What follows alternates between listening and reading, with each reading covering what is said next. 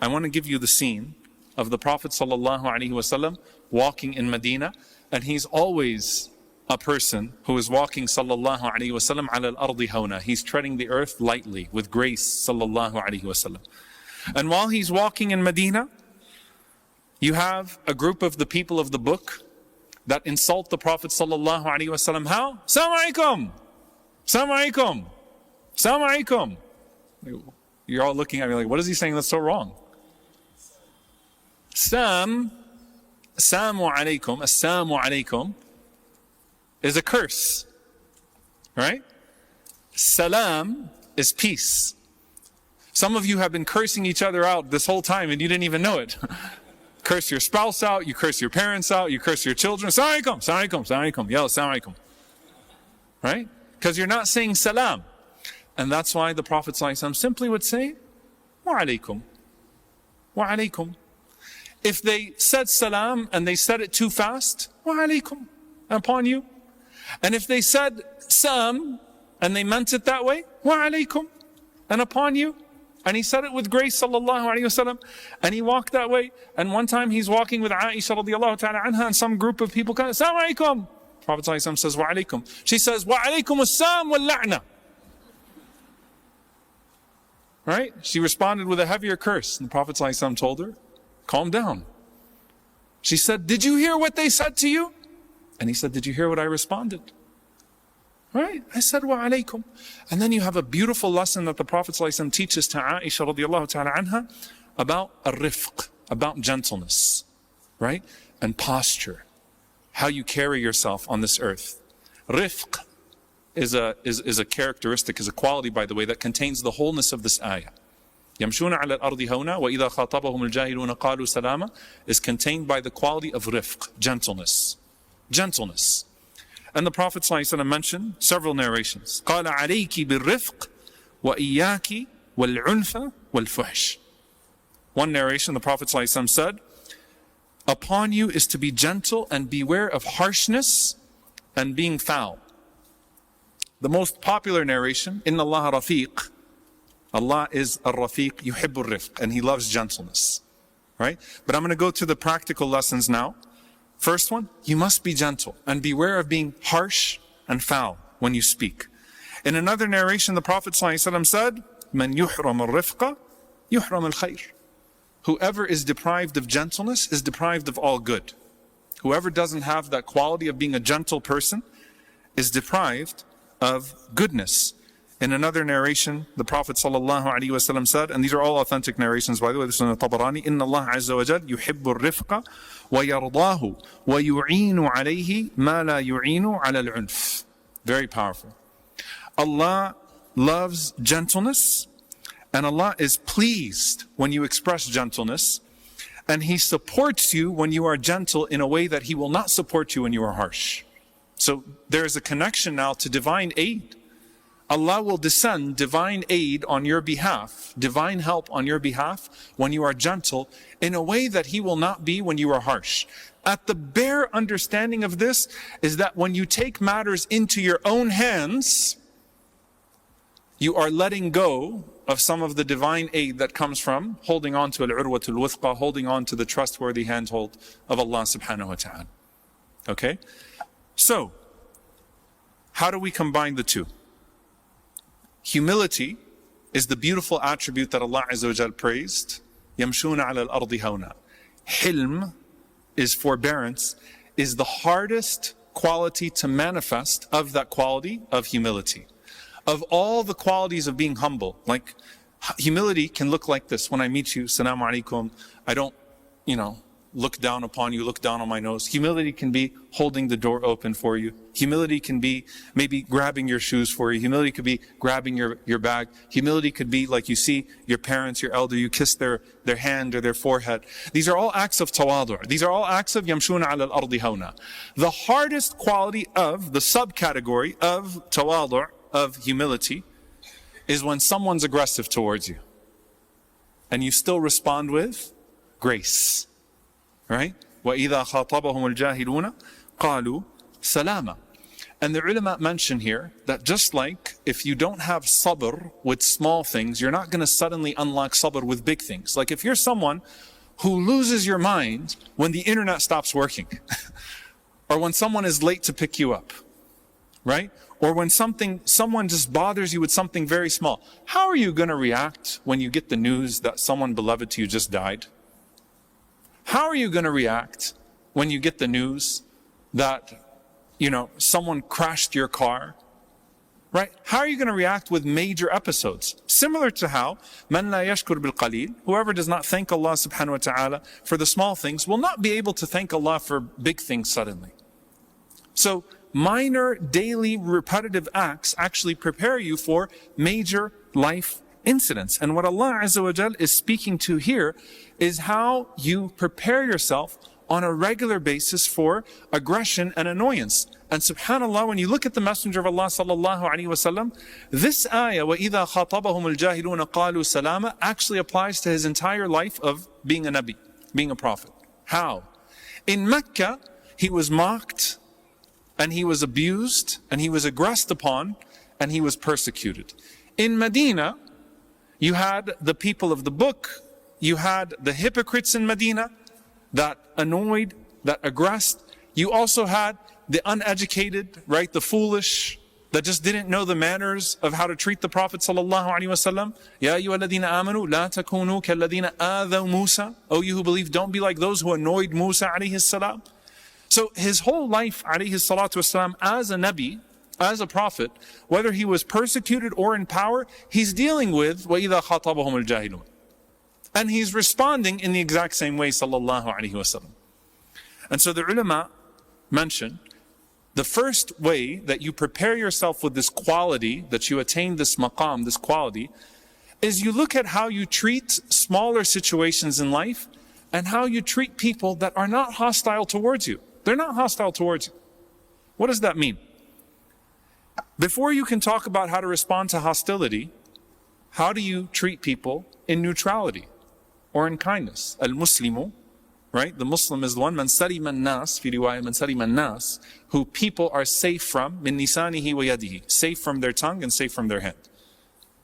A Muslim is someone who people find salam, they find peace from their tongue and from their hand. They don't feel threatened by you because you're not someone who's naturally aggressive towards them.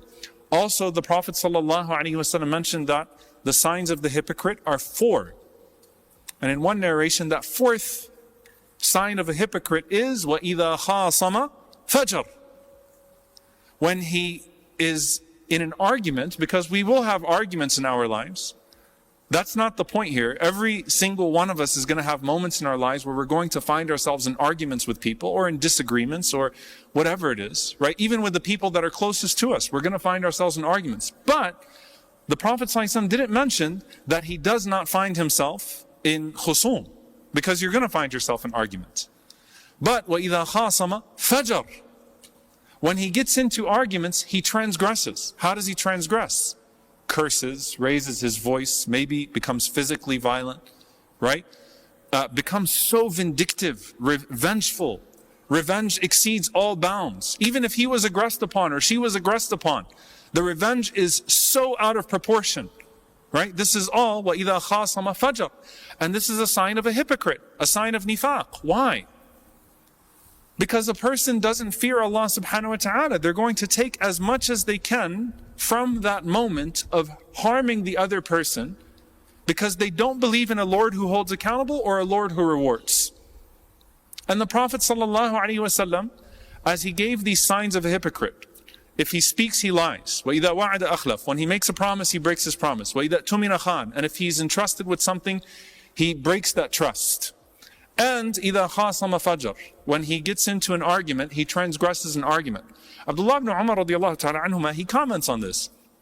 And he says, therefore, if a person has one of these qualities, they're 1/4 munafiq.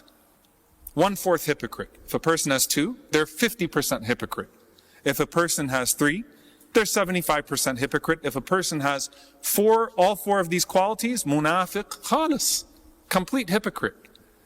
On the other end, if a person upholds truth when they speak, That's 1/4 of sidq, of truthfulness.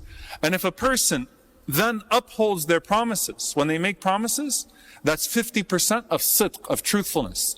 And if a person is good with their trusts, when someone tells them a secret, they don't violate it. When someone gives them something, they don't do away with it. They don't violate amana.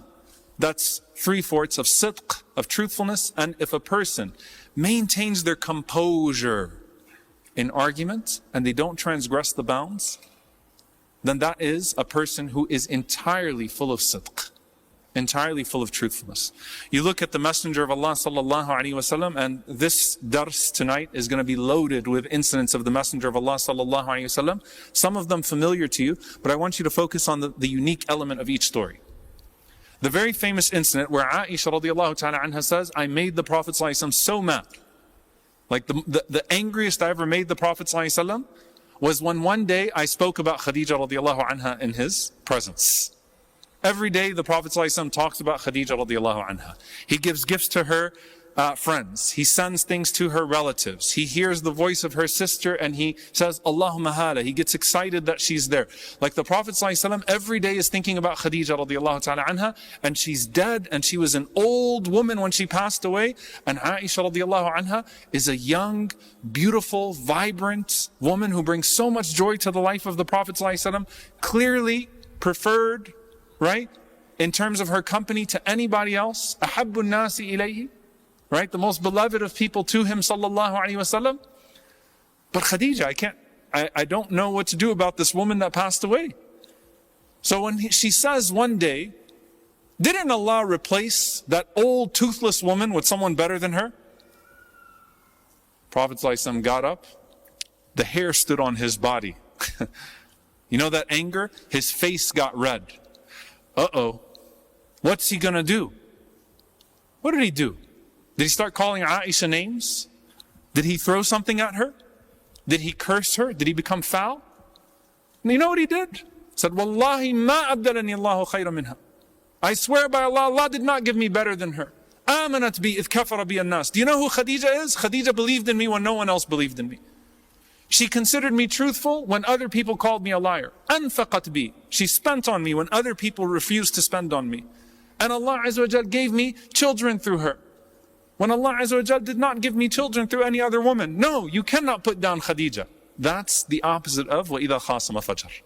That's the angriest the Prophet ﷺ got, and not a single word of abuse came out of his mouth towards her. That is the opposite of وَإِذَا خَاصَمَ فَجَرَ. Why am I mentioning this?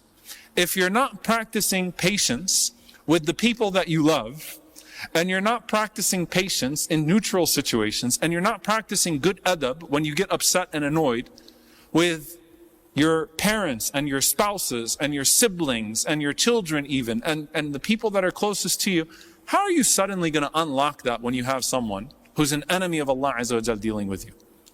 It's not going to happen. So you prepare this khuluq, this characteristic, on a regular basis. And what comes in the tafsir, of course, is the hadith of Anas ibn Malik radiallahu ta'ala anhu. قال كنت أمشي مع رسول الله صلى الله عليه وسلم وعليه برد نجراني. The Prophet ﷺ was walking, and I was walking with him, and he had a Yemeni burd on him, a cloak from Yemen that he loved sallallahu alaihi wasallam. And suddenly a Bedouin man came to him, and he started to pull the cloak off the Prophet ﷺ, and he twisted the neck of the Prophet ﷺ. Look at the su' al-adab here. Look at the bad manners here. This is Rasulullah sallallahu alaihi wasallam. What are you doing? And he goes and he grabs it off the Prophet ﷺ. And this is in Medina, where the Prophet ﷺ could snap a finger. He's in charge. He's the head of state. Snap a finger. Umar ibn Khattab radiallahu anhu would happily do away with that man. And he says, "A'tini mimma a'taka Allah. A'tini mimma a'taka Allah. Give me from what Allah gave you. Give me from what Allah gave you." Anas radiallahu anhu says that the Prophet ﷺ's neck was scarred, like he left a mark. What did the Prophet ﷺ do? He took it off. He gave it to him. He said, Anas, take him to Baytul Mal and give him some charity. What? Where did that come from? Because the Prophet ﷺ was always walking on the earth, hawnan. And sometimes people came to him that were aggressive out of hate. Some of them were aggressive out of true ignorance. But the Messenger of Allah ﷺ always responded the exact same way. Okay? Now when we get to people who are actually aggressive with you because of your deen, and I say this if you live in a country, right, like this one, where you are safe with your Islam, where no one would violate you because of your deen, then prepare yourself. First of all, say Alhamdulillah for that amn, for that safety. But also, prepare yourself for the moment. If I was in that situation, because remember, this is Makki Quran, this is early Mecca, where there's constant abuse towards the believers. Maybe you'll be in a situation where you'll one day be in a minority country, or you'll be a minority in a country again, or you'll be in the United States, or you'll be in the United Kingdom, or whatever it may be. Some of you go both places, right? The point is that this is how you prepare yourself with the khuluq. First and foremost, the ulama mentioned that Allah subhanahu wa ta'ala at no point tells the believers to be adillah, to be humiliated, to humiliate themselves towards the disbelievers.